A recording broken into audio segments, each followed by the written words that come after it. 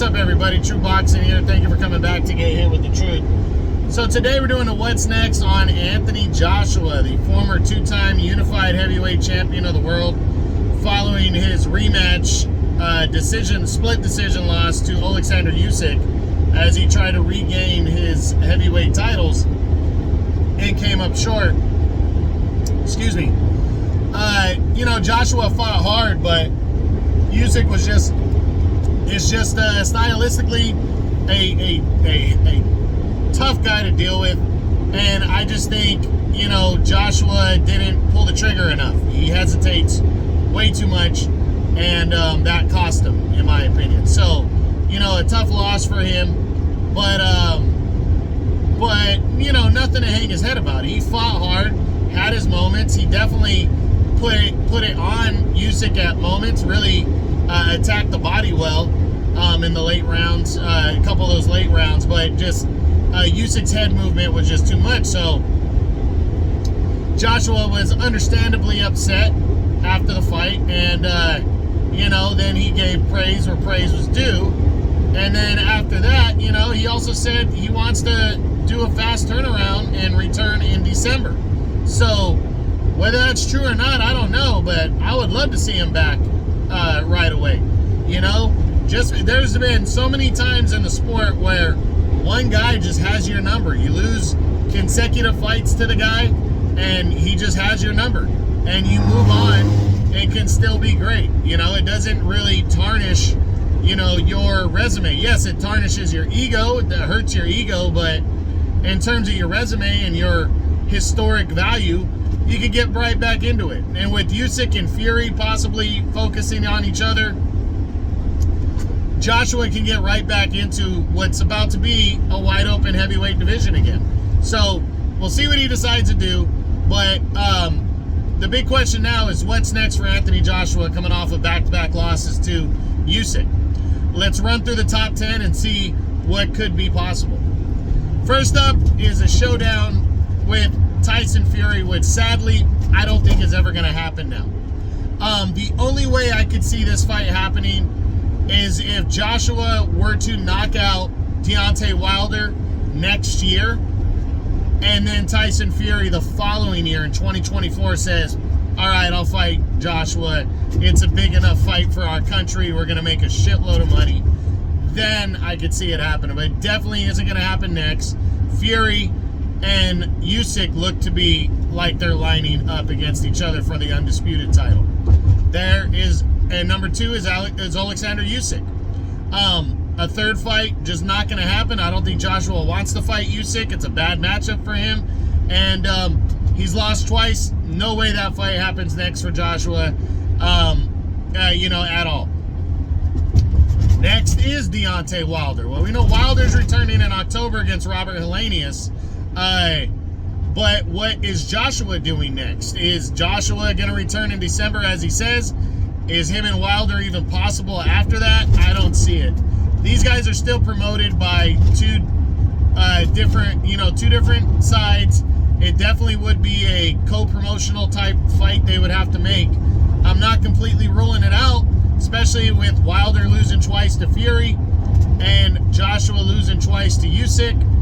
Now it seems like these two guys still can make a shitload of money and come together, but I don't see them coming together next. So not going to happen. Then we look at Dillian Whyte, which would be a rematch for Anthony Joshua. I don't think he's completely opposed to this. Whyte's coming off a knockout loss to Tyson Fury. I don't think he's completely opposed to this with Joshua. But does he really want this fight? It's 6 years later. He knocked Dillian Whyte out in 2016. He's giving Whyte an opportunity to even the score. Is that the type of fight that Joshua wants next? I don't know. I think he might just want to fight somebody else that he doesn't have prior history with. Then you got Joseph Parker, which will be a rematch as well. Well, Parker is fighting Joe Joyce for the WBO interim title in September. If he pulls off that win, Parker is in line for the world title. And like likely after Undisputed between Fury and Usyk, whoever wins that fight is likely giving up the belts and not going to fight Joseph Parker. So Parker, if he beats Joe Joyce, is next in line, or is basically going to become your WBO champion. So maybe if he's declared champion and Joshua doesn't return until the beginning of next year, maybe we could see a rematch, as Joshua would want to win a world title and Parker would want to avenge his first pro defeat at the hands of Joshua. Could be possible, but it wasn't a great matchup the first time, so I don't think it's going to happen. That's just my opinion, but definitely could happen. I think Joe Joyce beats Joseph Parker, but I really wouldn't be surprised if Parker beats Joe Joyce. If Joe Joyce beats Joseph Parker, then there's no chance that Joshua and Parker could fight next. Next, a third fight with Andy Ruiz. Ruiz is fighting to become the WBC's final, to become the mandatory challenger. And he's probably going to end up fighting for a vacant belt against the winner of Wilder and Helenius, but Ruiz has to defeat Luis Ortiz on, actually this Sunday, September 4th. I don't think he's going to do that, but if he does, he's going to be fighting Wilder next, most likely, and a third fight with Joshua, although it could happen down the road if Ruiz is still successful. I honestly don't think it's going to happen, because even if he gets by Luis Ortiz, which I'm picking Ortiz to beat Ruiz, I don't think Ruiz would get by Wilder. So I don't see a third fight with Ruiz and Joshua making sense at any point, but definitely not going to happen next. Then you got former world title challenger Luis Ortiz. If he defeats Andy Ruiz, which I'm predicting him to win that fight, he sets up a potential third fight with Wilder, as long as Wilder defeats Robert Helenius in October. They might have to fight again for the vacant WBC title. So although I think Ortiz would be into an Anthony Joshua fight, if he could win a world title, potentially win a world title and avenge his two pro defeats, I think he would go after that with Deontay Wilder. So I don't see Ortiz and Joshua being next. Then you got Joe Joyce. Joe Joyce, I think I think he's going to beat Joseph Parker in September and become the interim champion. And then once Usyk and Fury have done their fight for Undisputed, if that fight goes forward, which I think most people feel it will, I think the winner of that fight's not going to want to fight Joe Joyce. They're going to vacate that belt. Joe Joyce is going to be upgraded to champion. By that point, it'd be early next year. If Joshua doesn't fight in December, does he want to return off of a loss and take on a tough guy like Joe Joyce? I'm not seeing it. I really am not seeing it.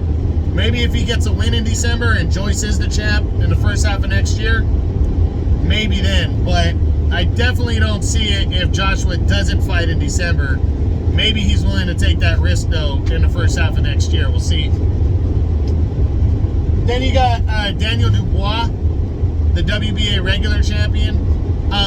Dubois is probably going to be your next WBA champion, official WBA champion, because Usyk and Fury, whoever wins that fight, if it's Usyk, I think Usyk bangs around the heavyweight division. But I personally think Fury's going to beat Usyk if they fight and become undisputed and then vacate all the belts and retire. And if that happens, then Dubois probably first half of next year becomes the WBA champion.